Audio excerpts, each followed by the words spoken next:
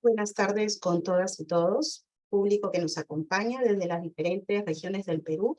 Bienvenidos el día de hoy. Les saluda Sue Sánchez, coordinadora del Centro de Estudios en Justicia y Derechos Humanos del Ministerio de Justicia y Derechos Humanos. A nombre del señor Ministro de Justicia y Derechos Humanos, Daniel Maurate Romero, les damos la más cordial bienvenida a la conferencia del día de hoy denominada Problemáticas Actuales del Código Procesal Penal, cuya disertación estará a cargo de la doctora Raquel Imay Chávez, especialista en Derecho Procesal Penal, a quien le damos la más cordial bienvenida y agradecemos su participación y el haber aceptado en este espacio académico del ciclo de conferencias sobre este tan importante tema.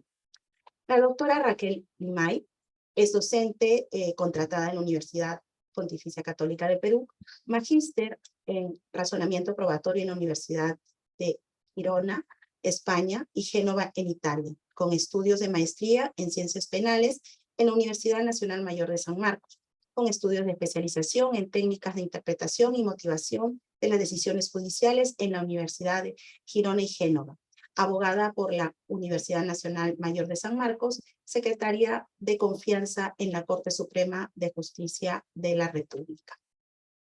Doctora, muy buenas tardes. Terminada la exposición, que durará hasta las 5:15 de la tarde, se abrirá una sección para las preguntas del público de aproximadamente 15 minutos, motivo por el cual se les invita a formular sus preguntas por el chat a partir de las 4:45, a efectos que se pueda seleccionar y dar lectura a las mismas para las respuestas correspondientes. Les agradecemos a todas las personas conectadas por el interés a este evento y por participar en este ciclo de conferencias, así también a nuestros traductores de lengua de señas que nos acompañan el día de hoy. Sin más preámbulos, entonces permítanme darle el pase a la doctora Raquel Imay para su exposición. Doctora, muy buenas tardes. Adelante, por favor. Muy buenas tardes. Gracias, Su. Buenas tardes con todos y con todas. Bueno, el día de hoy voy a tratar algunos resúmenes sobre algunos problemas en el proceso penal que he podido identificar y voy a compartir con ustedes las diapositivas. Sí se me ha habilitado, ¿verdad? Ya está. Sí puede verse, ¿verdad? Así es, doctora. Muchas gracias. Ya. Listo. Bueno, como les decía, en esta oportunidad vamos a tratar algunas problemáticas en el Código Procesal Penal del 2004. Como ya sabemos, nuestro código ya está implementado, pero algunas problemáticas e instituciones, tanto probatorias como procesales, que encontrábamos reguladas ya con anticipación y que también han sido materia de acuerdos plenarios, aún continúan pues en algunas problemáticas específicamente para su aplicación, que también los plantearé. Seguro ustedes van a poder probablemente identificar algunos otros problemas y para el final de la charla podamos comentar. Bueno, entre los principales mecanismos para la solución de conflictos, ¿no? El camino, el normal, el común, es el proceso penal, ¿no? Entonces, este proceso penal está regulado de naturaleza jurisdiccional, se encuentra regulado por nuestro Código Procesal Penal del 2004. Pero uno de los temas importantes y que son bandera del derecho procesal penal premial, diremos, son las salidas alternativas y los mecanismos de simplificación procesal. En esta oportunidad voy a hablar de 3 temas si es que el tiempo nos puede ser favorables. El primero son sobre la terminación anticipada, proceso inmediato y en la parte probatoria, como la prueba anticipada y la admisión de pruebas y los problemas de admisión de pruebas. Vamos a ver. Como les mencionaba, nuestro proceso penal se rige con salidas alternativas o mecanismos de simplificación procesal. Estos mecanismos tienden a resolver los conflictos a través fundamentalmente del principio de consenso. Esto involucra que las partes, principalmente la parte de la fiscalía y el imputado, se coloquen o se pongan de acuerdo para llegar pues a una determinación sobre la pena y la reparación civil. ¿Cuál es el beneficio de estas salidas alternativas? Fundamentalmente, que liberen al proceso de la descongestión y carga el tiempo, la economía procesal y beneficia no únicamente al procesado y a la parte de fiscalía, sino también al Estado porque reduce los casos, la descongestión, la carga y permite que se atienda a otros procesos que podrían sí ameritar un seguimiento del proceso común, ¿no? Entonces, son estas salidas las que se caracterizan fundamentalmente por eliminar o pasarnos de una etapa. Normalmente el proceso se divide en investigación preparatoria, que contiene las diligencias preliminares, la etapa intermedia y el juicio oral. En estos procesos, o salidas alternativas, precisamente se elimina alguna de estas etapas, normalmente la etapa intermedia o la del juicio, para dar una solución al caso, ¿sí?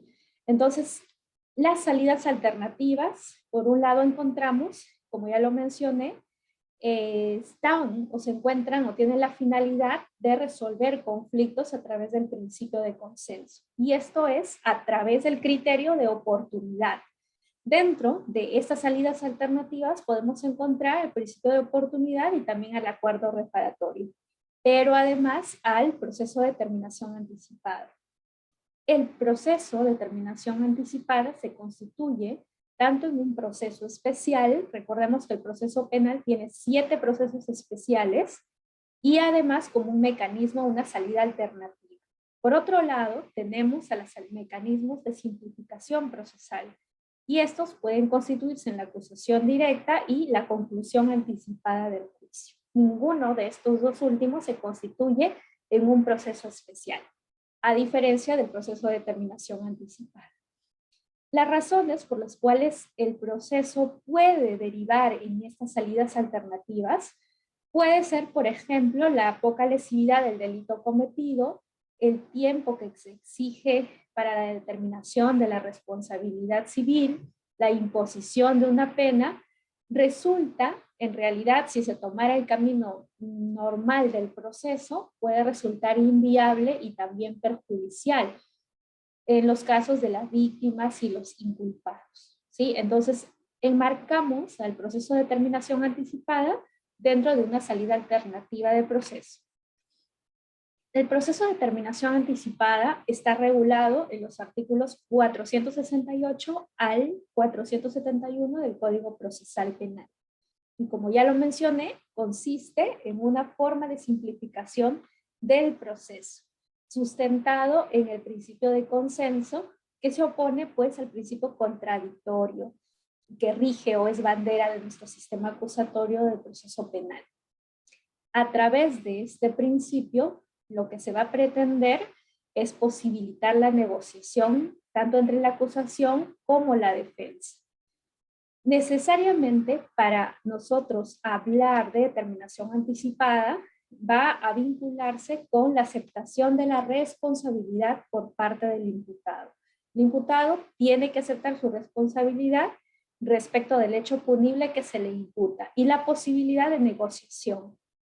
La negociación, en el caso de la terminación anticipada, versa sobre algunos puntos importantes. ¿Cuáles son estos? Sobre la pena, la negociación de la pena, la reparación civil y las consecuencias accesorias. Todos estos puntos mencionados pueden llegarse a un acuerdo entre las partes. Por ejemplo, el protocolo de actuación del Ministerio de Justicia también identifica al proceso de terminación anticipada como un mecanismo de solución de conflicto penal que permite la culminación del proceso de manera anticipada, ¿no? Ya no se guía por estas fases comunes del proceso, sino que acaba antes del proceso, obviamente mejorando y procurando la celeridad del mismo. Dice, y permite que el imputado sea beneficiado de la reducción de la pena siempre y cuando reconozca y acepte su responsabilidad. Este es el beneficio premial y por eso es que es manifestación del derecho procesal penal premial. El beneficio por acogerse a la terminación anticipada será de 1/6 de la pena concreta. Se puede disminuir hasta 1/6 de la pena para aquellos que se acojan a este proceso de naturaleza especial. Los beneficios que nos otorga estos procesos son, por ejemplo, la reducción de la pena, los beneficios para los imputados, una mayor eficiencia de justicia penal, porque recordemos, a menores casos que pueden llevarse a juicio, pues tendremos una mayor celeridad y probablemente una mejor resolución de procesos. Apunta a la rapidez en la justicia penal y responde notoriamente a la dilación excesiva de los procesos con los que normalmente se caracterizan procesos judiciales como el peruano. ¿Cuáles son los presupuestos normativos para este tipo de procesos? Este proceso de determinación anticipada va a ser a iniciativa ya sea del fiscal o del imputado y se va a presentar una solicitud conjunta y un acuerdo provisional sobre la pena y la reparación civil. Recordemos que este acuerdo provisional puede estar atrás otros acuerdos preparatorios, reuniones informales en los que el fiscal y el imputado puedan llegar a un acuerdo sobre estos 3 puntos: la pena, las consecuencias accesorias y la reparación civil. Y después, este conocimiento esta pretensión se pone en conocimiento a las partes procesales para que éstas puedan formular sus pretensiones. Una de las problemáticas que se puede presentar es que, bueno, el Código Procesal refiere los 5 días para darle comunicación a las partes para que presenten sus pretensiones. Sin embargo, a veces la audiencia se realiza antes de que las partes conozcan esta pretensión y por lo tanto no puedan o estar preparadas para responder a este acuerdo. En realidad las partes, me estoy refiriendo al actor civil o al tercero civilmente responsable, básicamente porque el fiscal y el imputado, ya que son ellos los que acuerdan, no tendría sentido pues de que se opongan a este acuerdo, ¿no? Entonces, ese es uno de los inconvenientes sobre las notificaciones a nivel, sobre todo operativo, para las notificaciones en caso de determinaciones anticipadas. ¿Qué más vamos a ver? Dentro de la audiencia, el fiscal va a presentar los cargos y el imputado tiene la oportunidad de aceptarlos en todo, en parte, o rechazarlos.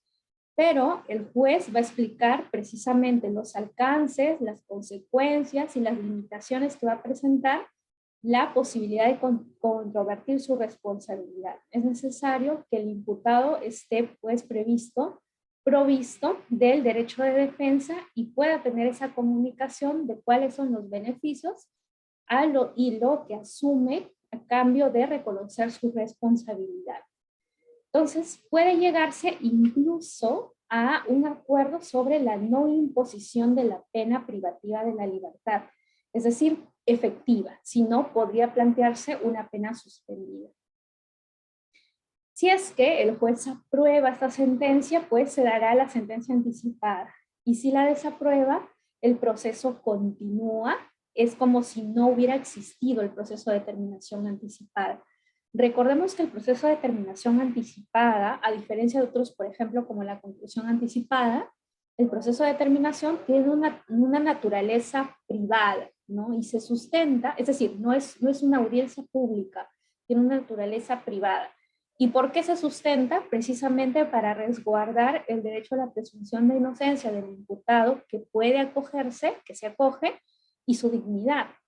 ¿No? Ello fundamentalmente porque si es que durante él decide acogerse a la terminación anticipada y acepta los cargos, entonces no podría hacer esto público porque los jueces podrían desaprobar el acuerdo. Entonces, como que no lo beneficiaría exponerse públicamente a reconocer los cargos cuando al final este acuerdo no está aprobado. Entonces se mantiene la privacidad de esta audiencia, ¿sí? Ese es uno de los fundamentos por los cuales no se expone esta audiencia. Ahora bien, como ya lo mencioné, cuando el juez llega a exponer, ¿no?, los datos o la pretensión del fiscal y del imputado, el juez tiene el deber de realizar el control de este acuerdo. De conformidad con lo señalado en el Acuerdo Plenario 5/2016, el juez ejerce este control de legalidad desde diferentes ámbitos. El primero, vinculado con el ámbito de la tipicidad o la calificación jurídica, si es que ha sido correcto y obviamente se sustenta en los supuestos fácticos descritos en el requerimiento, la exigencia de una actividad indiciaria suficiente, ¿no? Que exista una probabilidad delictiva de los elementos que han sido recabados a este momento. Recordemos que de acuerdo con la sentencia plenaria 1/2017, para disponer, para requerir desde haber una denuncia, debe haber una sospecha inicial simple, ¿no? Entonces, es necesario que la actividad sea suficiente como para poder determinar que hay probablemente un juicio, una prognosis de que el imputado cometió el delito. Es un poco, sin embargo, es un poco abstracto, ¿no? ¿A qué nos vamos a referir? Y esto es otra problemática, porque si bien nuestra sentencia plenaria casatoria 1/2017 refiere que para las diligencias iniciales, para los actos iniciales, se va a requerir de sospecha inicial simple o sospecha inicial grave, este contenido de lo que nosotros podríamos entender por sospecha, pues no es tan claro como quisiéramos que sea, ¿no? Entonces, el hecho de evaluar la probabilidad delictiva, pues queda a manos del juez. Entonces, podría tornarse un poco de subjetividad en ese aspecto. El ámbito de la legalidad de la pena, necesariamente analizar si es que existe una circunstancia que modifica la responsabilidad, inimputabilidad y otros criterios para regular o graduar la pena que están previstos en el Código Penal. Y el control de razonabilidad. Esto involucra fundamentalmente que el quantum de la pena y de la reparación civil, ¿no? Si es que es adecuado o es razonable. ¿Podría el juez, si es que considera que el acuerdo no lo considera demasiado benévolo, el juez simplemente no podría aceptar este acuerdo y, como ya les mencioné, el proceso continúa? Pero no podría pues imponer una pena que no ha sido acordada por las partes, ¿no? Por ejemplo, si es que las partes han acordado una pena suspendida, el juez no podría interponer o no podría cambiar los términos a una pena efectiva, ¿no? Si es que hace eso, pues obviamente el fiscal en su momento oportuno recurrirá. Entonces, cuando se puede hacer este control de legalidad, involucra pues el análisis de todo ello. Ahora, ¿qué pasa cuando el juez no acepta, finalmente desaprueba este acuerdo? De cierta forma, podríamos decir de que el acusado es el agraviado porque se le está sometiendo en realidad a un proceso que él ya no desea y que por lo tanto él es el que busca esta salida alternativa para llegar a un acuerdo y no tener que afrontar todo el proceso. Al negársele esta posibilidad, el agraviado, bueno, se decía, ¿cuál es la posibilidad legal que establecemos? Es un problema, ¿cuál es la posibilidad legal del agraviado? Puede pues sustentarse en el artículo 416.d del Código Procesal Penal, que refiere que la parte agraviada con la decisión contenida en autos puede hacerlo cuando se considere gravemente afectada. Y obviamente este podría ser un supuesto de grave afectación para que pueda recurrir la decisión denegatoria de la terminación municipal. ¿Sí?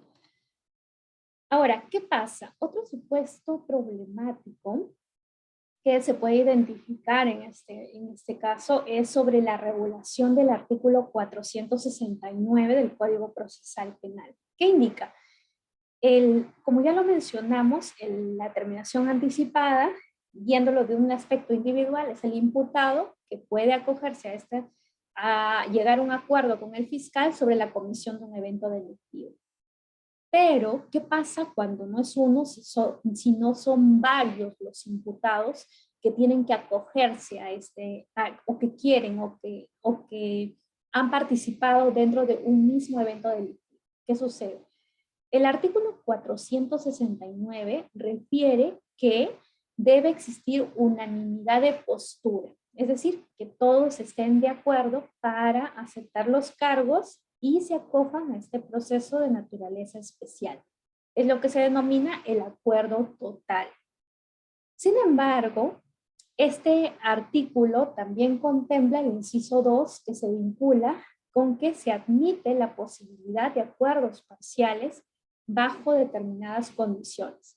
¿Cuáles son esas condiciones? Que la falta de acuerdo se refiere a delitos conexos y en relación con los otros imputados. Y segundo, que dicho acuerdo parcial no perjudique la investigación o la acumulación resulte indispensable. Entonces, uno de los problemas es que en realidad no suele aplicarse esta terminación o la posibilidad de este acuerdo parcial, porque se indica que como es el delito un solo hecho histórico, un evento delictivo con la participación de diversos agentes delictivos, el que uno se quiera acoger perjudicaría la situación jurídica de otros y bajo el supuesto de acumulación de que pueda perjudicar la investigación y que en este caso no resulte indispensable para la averiguación de la verdad, entonces se declara como no aprobado el acuerdo de terminación anticipada. Entonces creo que se debe ponderar, pues en realidad, si es que amerita o no que en casos de concurrencia de varios imputados con un mismo evento delictivo histórico, pueda uno de ellos acudir a la terminación anticipada. Algunos autores refieren de que, por ejemplo, en un supuesto de delitos conexos, podría sí acogerse a este acuerdo parcial cuando se trata de otros delitos, ¿no? Por ejemplo, no la comisión del evento delictivo donde ha participado todos, sino que uno se acoja siempre y cuando haya participado en un evento delictivo diferente. Entonces sería adecuada una correcta interpretación del artículo 31 que refiere a los supuestos de conexidad de delitos o hechos delictivos y por el otro lado determinar o evaluar cuál es en realidad el impacto que puede tener acudir a la terminación anticipada en estos procesos de pluralidad de imputados. Y si es que en todos los casos no debería pues admitirse este proceso de naturaleza especial. Por ejemplo, en este caso, ¿no? La parte acusada como autor había acudido a un presidente de la Corte de Callao para entablar un contacto con un juez, ¿no? Una parte acude al presidente para entablar el contacto con un juez para cuyo efecto XX, que es el intermediario y que es el que quiere acogerse a la terminación anticipada, contacta con el padre del juez para influir en la decisión, ¿sí? Entonces el intermediario, que es el que contacta con el padre del juez, es el que quiere acudir o quiere acogerse a la terminación anticipada. Pero ¿qué se indica? Primero, que es un solo hecho criminal, ¿no? Es en realidad, en este caso, se imputa delito de cohecho. Entonces, el delito de cohecho se imputa a los acusados mencionados. Se indica que como es un solo hecho criminal, es un supuesto de conexidad procesal subjetiva. Hay una pluralidad de imputados, una calificación jurídica vinculada al rol que cada uno ha desempeñado, pero que estos delitos tienen la particularidad de ser delitos de encuentro, que requieren un pacto venal. ¿Y por qué? Porque se refiere la compra de la función pública. Por un lado, vendo la función pública y por el otro, la compro. Como es un delito de encuentro, ¿qué refiere la Sala Suprema en este caso? Que al ser el caso de materia de análisis, verse sobre la imputación de varios investigados y por varios delitos respecto de un mismo hecho histórico, en el cual a cada uno de los imputados se les atribuía roles y calificaciones jurídicas distintas. Así se les aplica. A uno es el cómplice primario del autor, ¿no? Que es autor de cohecho activo específico y por lo tanto el delito de cohecho, al ser un delito de encuentro, confluye necesariamente con el cohecho pasivo. ¿no? Por un lado el cohecho activo y por el otro el cohecho pasivo, delito de encuentro, pacto venal. Entonces, ¿cuál es el razonamiento en resumen de la sala? Que el que quería acogerse a la terminación anticipada, en este caso era el cómplice primario. Pero ¿qué sucedía? La sala, el juez deniega este acuerdo por el motivo de que indica, bueno, si tú te acoges a la terminación anticipada como cómplice primario, sabemos que la responsabilidad es accesoria y podrías perjudicar en el futuro la presunción de inocencia del autor. ¿No? ¿Qué pasaría? Dice el juez, se pone en ese supuesto de que el autor imputado finalmente, acabando el proceso, se ha declarado absuelto. Entonces, al existir este tipo de conexidad, no podría aprobarse el acuerdo para uno y otro. Entonces, es una problemática determinar si es que en casos de complicidad y autoría, y también, por otro lado, en casos que requieran ser delitos de encuentro, como los clásicos cohechos, ¿se podría o no se podría aplicar al principio este mecanismo de simplificación procesal? ¿No? Entonces, habría que ponderar, ¿no? ¿Cuál es más relevante? Conocer la realidad de los hechos a través de un proceso o investigación común, o acogernos a la terminación anticipada, en donde nosotros afirmaríamos de que no se afectaría la presunción de inocencia porque cada responsabilidad es individual. Entonces, esta interpretación es necesario y amerita quizás un mejor desarrollo por parte de la jurisprudencia. ¿Sí? Hasta eso podemos hablar del mecanismo de proceso de terminación anticipada.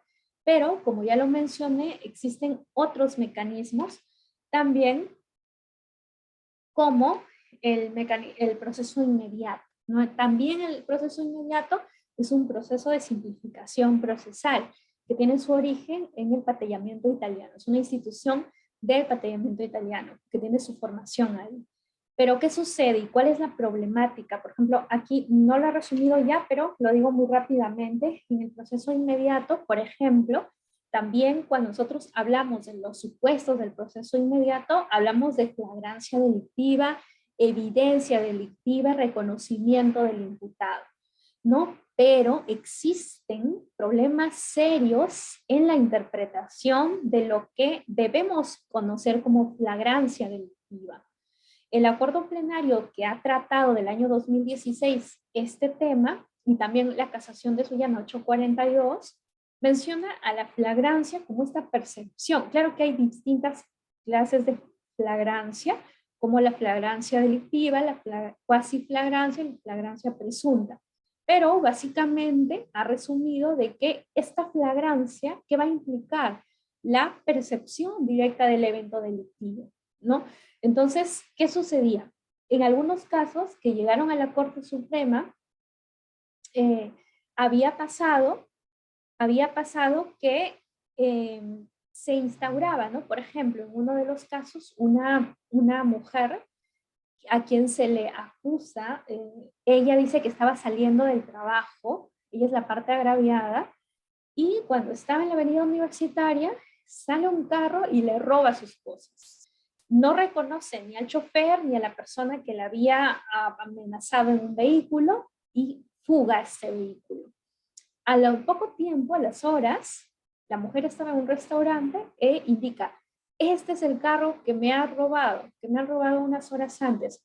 Llama a la policía va al momento de los hechos, va a la fiscalía y se insta el SINCOM, proceso de naturaleza inmediata. ¿Qué se hace? Se registra el vehículo, pero pasa la sorpresa de que en el vehículo, en el primer registro, no había nada de los bienes que había perdido esta mujer.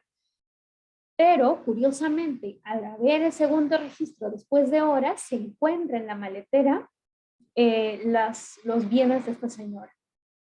Se le realiza este proceso a la persona y se le sanciona con pena privativa de libertad. No, el caso llega a la Suprema porque básicamente menciona, miren, aquí no hay un supuesto de flagrancia, no hay un supuesto de evidencia delictiva, porque no existe un reconocimiento de la víctima de las personas que presuntamente la identificaron.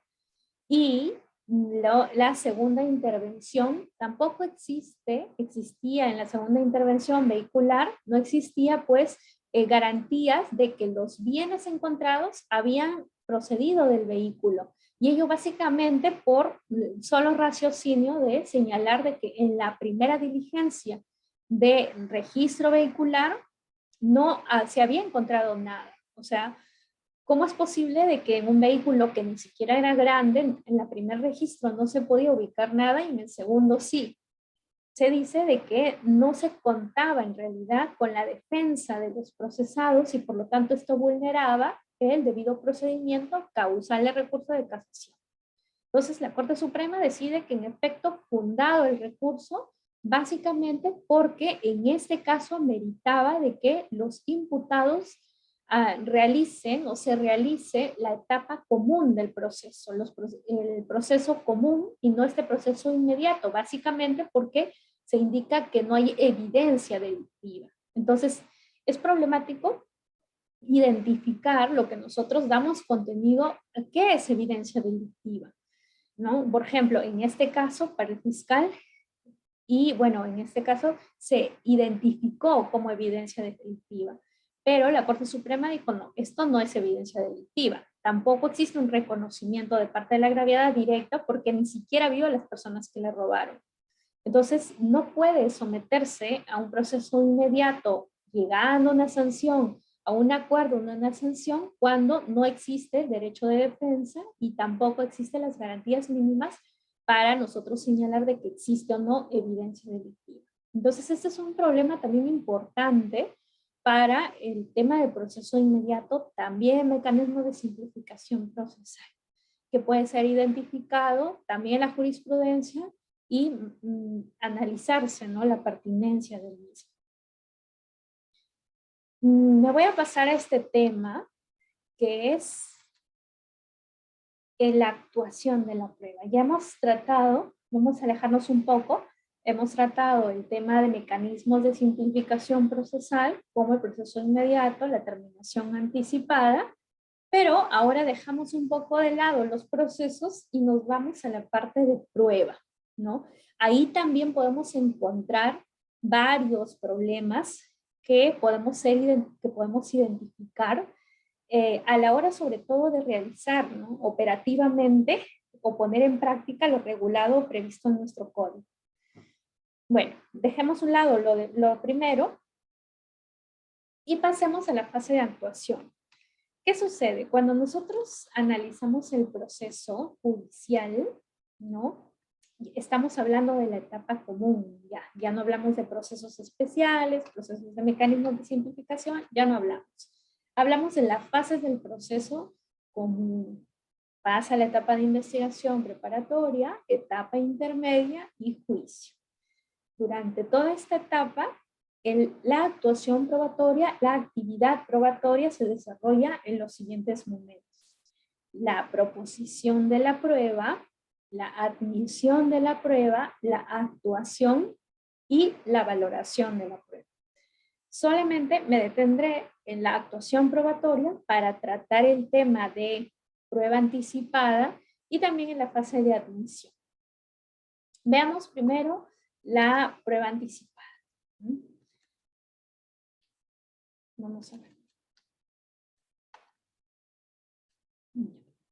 Normalmente, cuando nosotros hablamos de pruebas, son aquellas que tienen un momento determinado para actuarse, ¿no?, lo que se conoce como el desahogo de las pruebas. Entonces, este momento ideal y regulado legalmente para que las pruebas se actúen es el momento de actuación de la prueba. ¿Dónde se realiza esto? Ante el juez, en el juicio y con todas las garantías de contradicción, de inmediación, de publicidad, oralidad, ¿no? Entonces, esa es la regla de todas las pruebas que ingresan y pasan o atraviesan este camino procesal. Pero, ¿qué sucede? Dentro de la actuación de las pruebas, puede ocurrir que existan determinadas pruebas que por tener ciertas características ya no puedan llegar al momento del juicio y ya no puedan ser materia de deliberación, de contradicción. sino que tienen que actuarse o que tengan que actuarse antes del tiempo. Por eso reciben esta denominación de prueba anticipada. Se anticipa al momento que correspondía ser actuado. ¿Por qué? Por ejemplo, en la etapa de investigación preparatoria. ¿Cuáles son los supuestos? ¿No? Los supuestos están previstos en el Código Procesal Penal y se vinculan fundamentalmente. La prueba anticipada está vinculada con la naturaleza personal de la prueba. Típico caso de testigos y peritos, testigos agraviados y peritos. Mientras que la prueba preconstituida se vincula con el aspecto documental. Por ejemplo, que son medidas de coerción o medidas limitativas. O por ejemplo, el desarrollo de actas que realizan los policías, que son diligencias normalmente actuadas en sede policial o fiscal. Esta es la prueba preconstituida. Pero nos vamos a centrar en la prueba anticipada. Entonces, hablemos de que estas pruebas tienen esta naturaleza de ser de naturaleza personal. Y se requiere, ¿por qué? Básicamente porque se requiere examinar con urgencia, porque padecen de una enfermedad, padecen de un impedimento o han sido expuestos a violencia, amenaza, ofertas, promesas de dinero u otra naturaleza en lo cual impida de que pueda llegar normalmente su declaración al juicio. Otro de los supuestos se vincula con la declaración de las niñas, de los niños y los adolescentes en su calidad de agraviados. Y esto es sumamente importante, ¿no? Fundamentalmente porque en delitos de naturaleza sexual o, por ejemplo, en delitos gravísimos como el delito de trata de personas, se emplea la declaración de los menores en cámara Gesell para que estos puedan, esta prueba pueda ser incorporada al proceso, evitando dos cosas: la revictimización del menor o de la víctima o adolescente y el esclarecimiento de los hechos. De acuerdo a la normativa establecida por la directiva establecida en la Corte Suprema, por la Corte Suprema, la prueba en cámara Gesell tiene esta naturaleza de ser fiable, alta fiabilidad. Pero el gran problema es de que todos los lugares, incluido Lima, presentan diversas problemáticas para llevar a cabo correctamente esta prueba de naturaleza anticipada. Problemas tanto de naturaleza jurídica como operativos.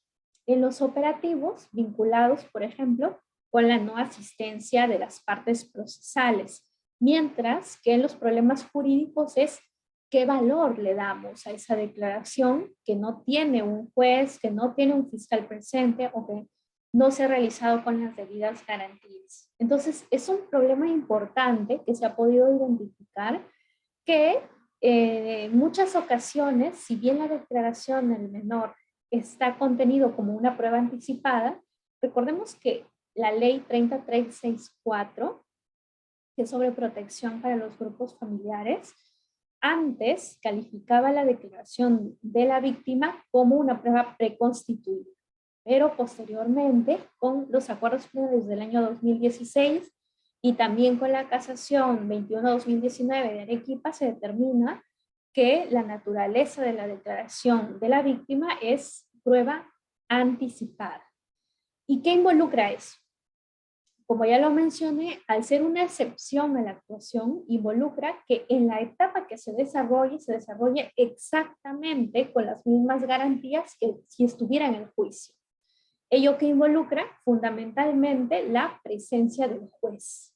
Entonces, es importantísimo esto que nos indican, que es la presencia del juez, del fiscal, la defensa y obviamente del perito forense. Pero, ¿qué sucede? En algunas ocasiones no ha concurrido el juez. Entonces la discusión o debate de la jurisprudencia en su aplicación es, mira, si es que no ha concurrido el juez, esto no tiene naturaleza de prueba anticipada y por lo tanto no puede ser incluida al proceso porque no cuenta con garantías mínimas. ¿Qué ha dicho la Corte Suprema al respecto? Ha mencionado de que no es así. Por ejemplo, en este pronunciamiento, ¿qué refiere? ha concurrido, ¿no?, el psicólogo, ha concurrido la defensa de los presuntos tratantes, ha concurrido el representante del Ministerio Público. Por lo tanto, pese a que en esta diligencia no se contaba con juez, no pierde validez ni valor la declaración de la persona. No pierde validez ni valor, aún así no se encuentra juez. Y tampoco va a ser motivo de nulidad ni exclusión de la declaración de la víctima, ¿sí? Entonces, la Corte Suprema ha sido clara en defender esta postura de que ante la ausencia del juez, que prácticamente podríamos decir que es una desnaturalización a la prueba anticipada, sí puede, en cambio, estar presente las partes y esto dota de garantías al proceso de determinación, proceso de prueba anticipada. Y por lo tanto puede tener el mismo valor. Entonces, esto ha levantado ciertas problemáticas y cuestionamientos pues a la naturaleza de lo que deberíamos entender como prueba anticipada. Pero recordemos que nuestro proceso no solo sería por las formalidades que contiene el código, sino también por otros bienes e intereses, como el interés superior del menor, como la defensa de los menores, los agraviados, como ver con perspectiva de derechos humanos, perspectiva de género, y también y fundamentalmente la revictimización, ¿no? ¿Para qué someter nuevamente a la víctima a una nueva declaración si es que ya contamos con esa declaración que se ha hecho en presencia de casi todas las partes procesales, menos el juez? Entonces, démosle ingreso a esta prueba. Ha sido un poco cuestionable también esta aplicación y esta interpretación realizada en contradicción de lo que establece la ley y de lo que se está aplicando a nivel jurisprudencial y, por supuesto, de la casuística. La declaración sin fiscal, obviamente cuando existe una declaración sin fiscal no carece totalmente de fiabilidad porque no existe pues un aseguramiento de que se ha llevado a cabo con las garantías de ley. Entonces, por ende, tampoco puede perderse el valor. Y otro de los problemas es que puede concurrir esta prueba, puede concurrir sin la defensa, ¿no? Ese es otro problema, ¿no? Porque a veces en determinados delitos, cuando la fiscalía, cuando la policía va al momento, al evento delictivo, a la escena de los hechos, normalmente quiere tomársele la declaración a la víctima, pero ¿qué sucede? Los imputados no están identificados ni siquiera. Y como no están identificados, tampoco están identificadas las defensas. Entonces, ¿a quién se le puede notificar para que acuda a esta diligencia de declaración? A nadie. ¿Qué sucede? Se toma la declaración de la víctima y pues no se cuenta con la defensa. Entonces, las defensas muchas veces recurren para cuestionar el valor probatorio ante la ausencia de la misma, ¿no? Pero ¿qué sucede y cuál es la alternativa de solución que se le ha brindado? Por ejemplo, se ha señalado de que se le tome la declaración a la víctima. Ya, están las partes, está el juez, pero no está la defensa. ¿Qué sucede? Se le toma la declaración a la víctima. Y cuando se la mantiene en resguardo, se la mantiene en custodia y cuando se identifica al procesado y a su defensa, se le emplaza. Se le emplaza. Y si es que acude nuevamente a la diligencia, ya no se le somete nuevamente a la víctima a dar nuevamente su declaración, sino que se le indica si se ratifica o no en su declaración primigenia. Si no se ratifica, si se ratifica, ya se le evita, ¿no? Está revictimizándola, sometiéndola al nuevo pliego de preguntas y repreguntas y sometiéndola a ese espacio nada amigable que es estar pues presente de sujetos procesales que no conoce. Entonces lo que se hace es pedir, si es que se ratifica, delante de la defensa y ahora sí, cumplidos todos los requisitos, ingresa el documento. Ingresa la declaración de la víctima, de cámara gesell el proceso. O el segundo supuesto, cuando estamos ante que se le emplaza a la defensa y esta defensa no acude al proceso. De acuerdo con el artículo 383, inciso 4 se indica de que puede haber un emplazamiento de la defensa y con esto justificar, probablemente justificarse el ingreso del acta de declaración como prueba documental, no esta es la salida, pero sin embargo existen diversos problemas probatorios que superan la realidad, superan la legislación y pues deberían ameritar una revisión o algún tipo de cambio a nuestra legislación. Creo que he cumplido con el plazo, me gustaría exponer algunos, esa es la casación que les comento, 2195-2019, que es importantísimo para el análisis de la declaración o valor de prueba anticipada. Bueno, con estos tres temas creo que puedo dar por concluida la exposición y si es que hay algunas preguntas, pues bienvenidas sea. Muchas gracias. Muchas gracias, Y a doctora todos y todas. Limay, por la interesante exposición y las conclusiones que nos hemos arribado y nos deja. Vamos a dar inicio entonces a la ronda de preguntas. Una de ellas es, ¿qué opina usted acerca del problema que el fiscal prescinda de policías y se dedique a realizar investigaciones de delito, de pronto que consideran que es algo bastante importante, ¿no? Muchas gracias.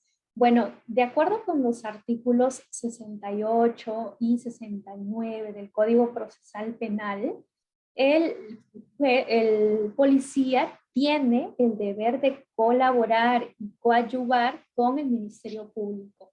Entonces, si bien en nuestro sistema acusatorio el Ministerio Público es titular de la acción penal, necesariamente debe contar con la policía de conformidad con los artículos mencionados.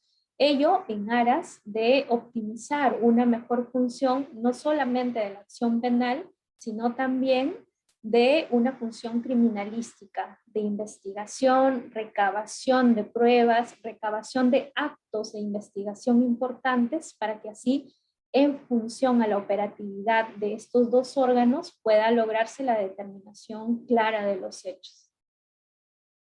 Ok. Tenemos otra pregunta más. ¿La terminación anticipada se puede aplicar a todos los delitos? Sí, la terminación anticipada tiene esta peculiaridad de que puede aplicarse a cualquiera de los delitos, pero hay que tener en cuenta que nuestro Código Procesal Penal regula necesariamente que exista este acuerdo entre las partes para la determinación de la pena, para la determinación de la reparación civil. Recordemos, por ejemplo, en este caso que les comentaba, era un caso de organización criminal, ¿no? Por delitos graves de corrupción de funcionarios, entre los cuales se vinculaba, por ejemplo, el cohecho pasivo específico, el cohecho activo específico, y sin embargo la persona quiso, ¿no? Acogerse a esta terminación. Pero ¿de qué depende en realidad? Es el control de legalidad y de razonabilidad que realice el juez para determinar si es que procede o no. En el caso que les comenté, no procedía, pese a que la persona quería acogerse a este delito, pero al considerarse delito, no solamente por la gravedad, sino por la complejidad y la conexidad de otros o imputados, se decide pues no acogerse y finalmente desaprobarlo. Bien. Tenemos otra pregunta. ¿Es necesario que los testigos de algún suceso pasen cámara Gesell como prueba anticipada? ¿Los testigos nada más? ¿Dice así? Sí, correcto. Los testigos, la pregunta mencionan básicamente dirigiéndose a los testigos. Gracias. De acuerdo con la directiva, la resolución administrativa 277 de 2014, emitida por la Corte Suprema, refiere de que para acogerse a la Cámara Gesell pueden ser los agraviados, los niños, las niñas y los adolescentes. Pero en este término de los adolescentes puede incluirse también a mujeres víctimas. Por ejemplo, en el delito de trata de personas, de mujeres víctimas que son mayores de edad, pueden también acogerse a la Cámara Gesell y realizar la toma de su declaración mediante esta vía. Ello con la finalidad de asegurarse su testimonio. Se vincula fundamentalmente a delitos de agresión sexual, de acuerdo con la ley 30364, pero también a delitos graves, como ya los mencioné, delitos de trata de personas y explotación de personas. Entonces, también se habilita para la práctica de ellos. Normalmente los testigos, de acuerdo a lo que contempla nuestro Código Procesal Penal, no están sometidos a esta declaración en cámara GC, pero sí su testimonio puede darse de forma anticipada, sin necesidad de la cámara GC. Recordemos de que el testimonio o la prueba anticipada no necesariamente tiene que darse en cámara GC, sí en casos mencionados, pero en el caso de testigos y peritos puede darse plenamente y constituirse en prueba anticipada sin que pueda estar presente un psicólogo forense. Ok. También tenemos otra, dice, en caso de investigaciones formalizadas y que se encuentren en etapa de investigación preparatoria, ¿se puede aplicar el procedimiento de acuerdo reparatorio y cuáles serían las consecuencias de la misma en caso de acceder a ellas? Muchas gracias. Bueno, nosotros hemos hablado de la terminación anticipada y también del proceso inmediato, ¿no? En el caso del acuerdo reparatorio sigue otro camino procesal. Entonces, en el acuerdo reparatorio no se constituye en un proceso de naturaleza especial, pero sí que acorta alguno de las fases del proceso penal, como el proceso de la etapa intermedia. Se pasa desde la etapa de investigación preliminar para llegar a un acuerdo sobre la pena, sobre la reparación, y también necesariamente rige el principio de consenso de las partes.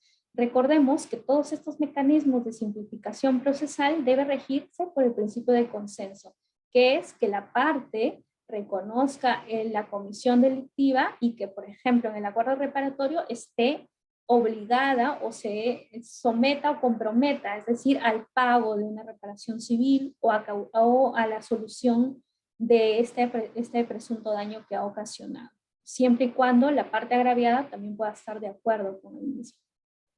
Bien. Una pregunta, nos consultan, ¿qué afecta la investigación cuando un investigado se acoge a la terminación anticipada con relación a otros investigados? Perfecto.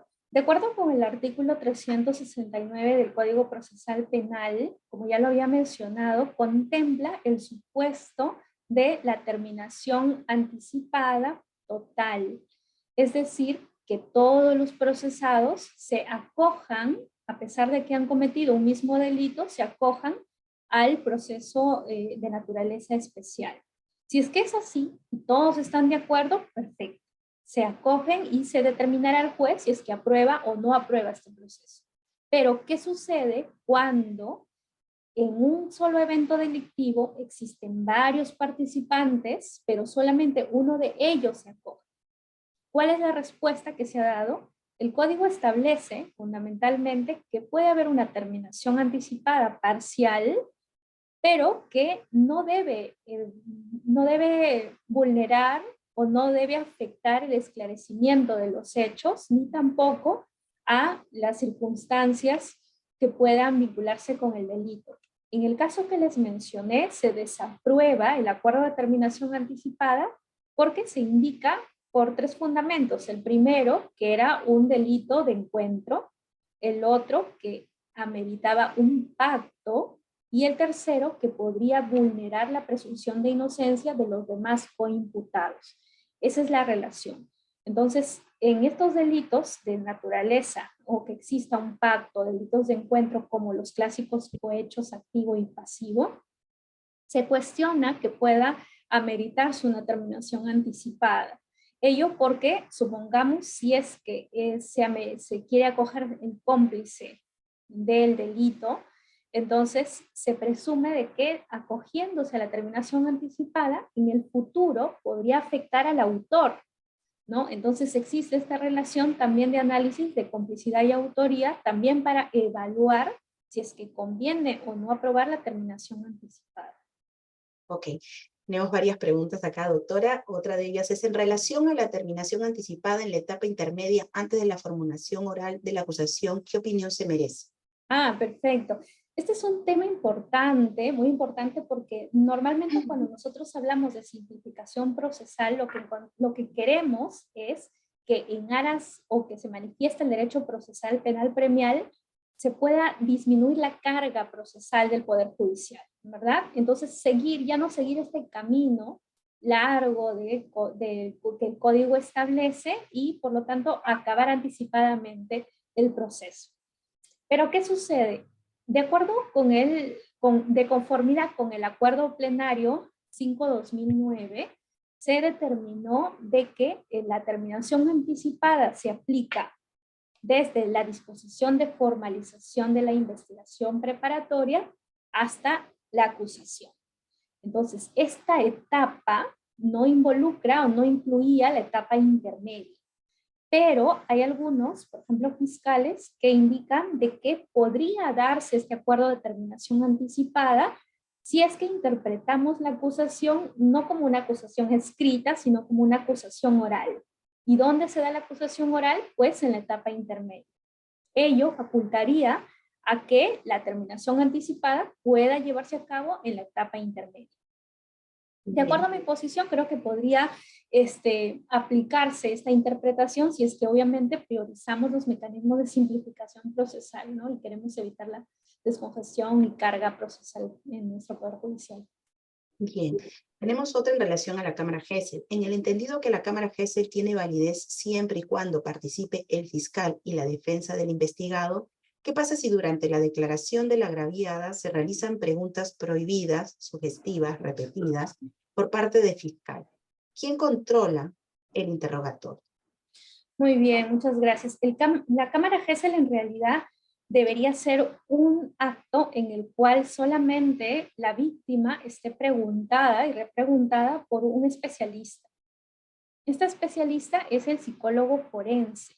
Entonces, el psicólogo forense es el que se entiende que por su naturaleza especializada y conocimientos debería preguntar a la víctima de acuerdo a los hechos, no condicionando sus respuestas, no dándole preguntas sugeridas o respuestas ya planificadas, ¿no? Entonces, cuando existe estos inconvenientes, sean de naturaleza voluntaria o involuntaria, digamos que el perito no estaba formado, realiza precisamente el control, las partes que se encuentran, ¿no? Por ejemplo, la defensa o el fiscal que es representante y que brinda las garantías para este determinado acto procesal.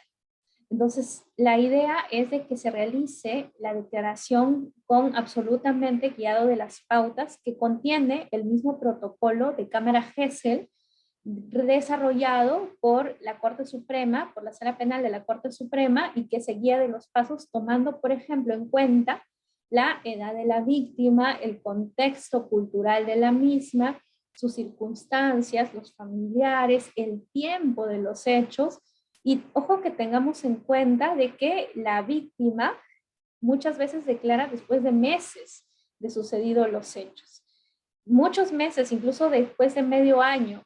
Y hasta ese medio año ha pasado miles de circunstancias que le hacen o ya no declarar o por el contrario retractarse de su testimonio. Cuando se realice este control, pese a que pueda darse en estas fallas o errores, finalmente será decisión del juez quien valora esta prueba, esta declaración, otorgarle el valor correspondiente para el caso. Obviamente, si es que tiene estas falencias, puede declarársele un valor probatorio inválido, ¿no? Pese a que pueda contenerlo. Bien, en relación a tocamientos indebidos, inicia en un procedimiento administrativo y luego pasa al Ministerio Público, ¿qué valor tiene la declaración del menor en el Ministerio de Educación? Gracias. Normalmente las declaraciones de los menores, sea en el ámbito que sea, se entienden como una prueba para poder empezar la acusación, por ejemplo, en este caso de actos de tocamientos, ¿no? Entonces puede incorporarse fácilmente al proceso penal la declaración tomada por la menor como una prueba, por ejemplo, documental. Podría incluirse también, si es que estuvo presente, la parte de la defensa. Entonces, no existe óbice para no considerar o tomar en cuenta esta naturaleza de pruebas. Bien. ¿Pueden ser considerados como testigos dos menores de edad? La agraviada en sí es la madre de los menores y los dos menores fueron considerados como testigos en el requerimiento fiscal del Ministerio Público. ¿Eso da en la audiencia de cámara Gesell? ¿Es prueba anticipada? Sí, normalmente cuando hablamos de declaraciones en cámara Gesell, precisamente son de niñas, de niños y de adolescentes. Entonces, debido a la naturaleza delicada, por así decirlo, de su declaración, quien le debe tomar es el perito.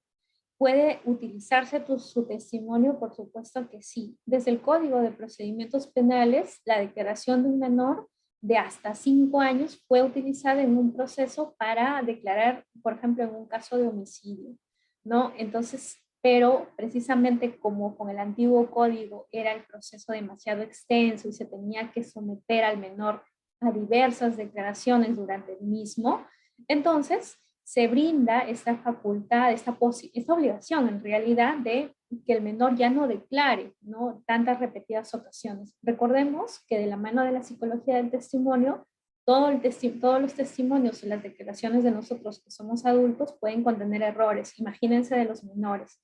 Entonces, no es lo mismo tomar la declaración de un menor de 5 años que un adolescente de 15 años. Y para ello debe existir un personal capacitado que justamente es el perito forense.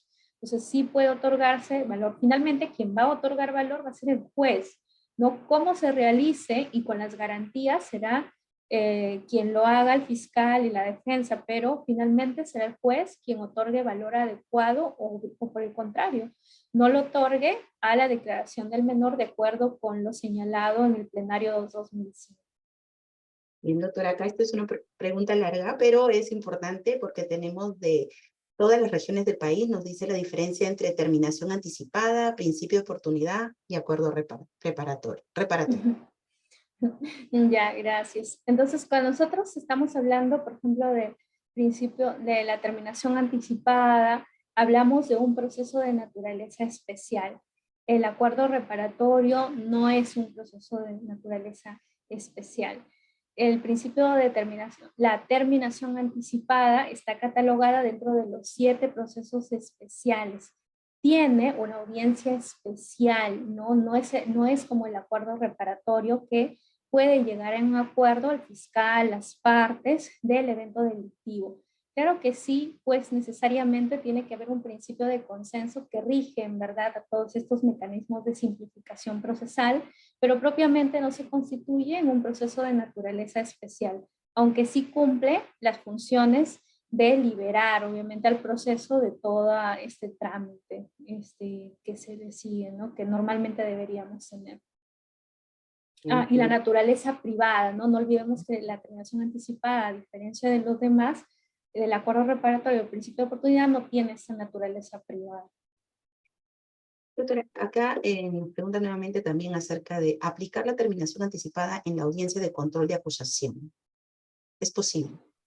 Sí, eso es lo mismo que más o menos comentaba antes, de que podría interpretarse, o he escuchado algunas ponencias de fiscales que interpretan esta aplicación de la terminación anticipada en la acusación, ¿no? Es algo así como que dice, ¿no? El código señala que debe ser hasta la acusación, pero no dice si es escrita o es oral, y la oral se realiza justamente en la etapa intermedia, entonces no habría óbice para practicar también la terminación anticipada en la etapa intermedia, ¿no? Entonces, por ese motivo es que algunos aplican o pueden aplicar esa interpretación, aunque la Corte Suprema ya hemos visto de que en el Acuerdo Plenario 5/2009 refiere de que no, el sustento básicamente es la vulneración al derecho de defensa.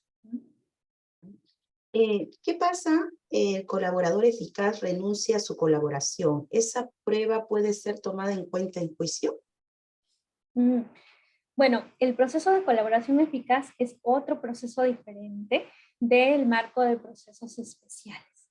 Entonces, este proceso está también regulado en el Código Procesal Penal y fundamentalmente quien es el protagonista de esto es el colaborador o aspirante a colaborador eficaz.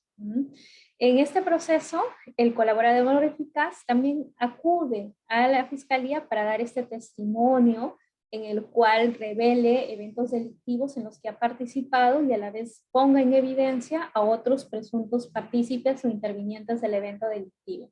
¿A cambio de qué? De un beneficio premial, reducción de pena o simplemente que no se le aplique la pena. Entonces somete su declaración a determinados elementos de corroboración. Pero puede ser de que su acuerdo no sea aprobado o simplemente ya no esté, no decida finalmente cogerse este proceso de naturaleza especial.